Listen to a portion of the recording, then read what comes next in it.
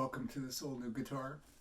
We're going to talk about the start of the repair on this old guitar, possibly 170 years old, which is exciting. So I decided to work on the frets first, and I decided that the frets, it was playable, and it had been filed poorly, so I decided to sand level the frets. And what I did first is we mark the frets with a Sharpie, and then we sand it and make sure that we see where the straight edge hits, and then we know where to do our work.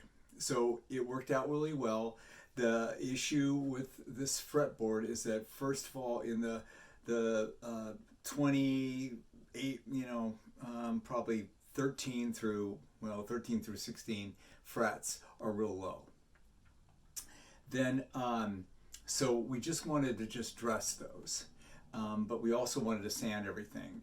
There was also a little bit of string wear on the frets up here, the first 3 or 4. Because it had steel strings on it for a while, which of course it shouldn't have.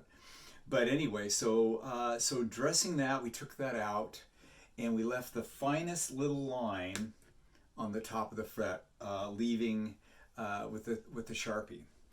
We used what they call fret dressing files, which are curved to match the radius of the size of fret you have.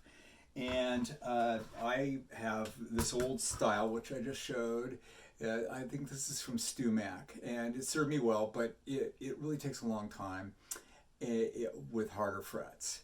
Then I've got recently a imported diamond file, which I really like, and it has saved me a lot of time. It's a little harder to use, but still it works good.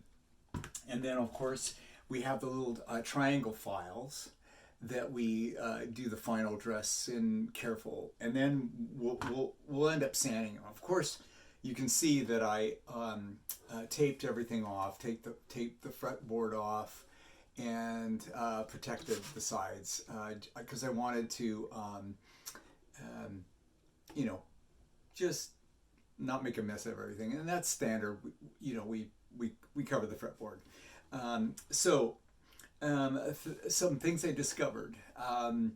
I noticed that the color was kind of a bright bronzy color, and then I took a magnet to the filings, and it didn't stick. So my belief is that these are brass frets. Now I have to investigate that, but that makes sense. This guitar, it was built when frets were 50 years were, it was new around, within 50 years that they were doing frets. Around there, before they used to tie the frets on with gut or something, and they were movable. So brass, it surprised me, but it makes sense. So because it would be easier to use, probably less expensive. The modern steels and nickel frets were more expensive, and I don't know exactly when they came in, but anyway, it's kind of cool to learn that. So I'm not going to show all the dressing of the frets and leveling. There's so many good sites that show that I'm just going to give an update on that. And I'm happy. Now, when I played this, the action was a little high, but there was no buzz on the frets. So my feeling is it's hard to replace these frets. In fact, I want to leave it as original as possible. So do no harm, so to speak, not to overdo, and I don't want to replace them because it played decently, and it will really play well for my client. So this is that's what I've determined to do, and the exciting thing is I'm glad I decided to leave them because they are brass. I believe they are the original frets, and so that's the latest. The next phase of the project, I will be repairing some of the damage on the rosette. So that'll be coming up, and I'll give it an update. But anyway, thank you. This is a brief one, but I just wanted to get it out. It's been hard to record. There's been a lot of noise in the neighborhood, a lot of utility upgrades and stuff. So anyway, Happy New Year to everybody.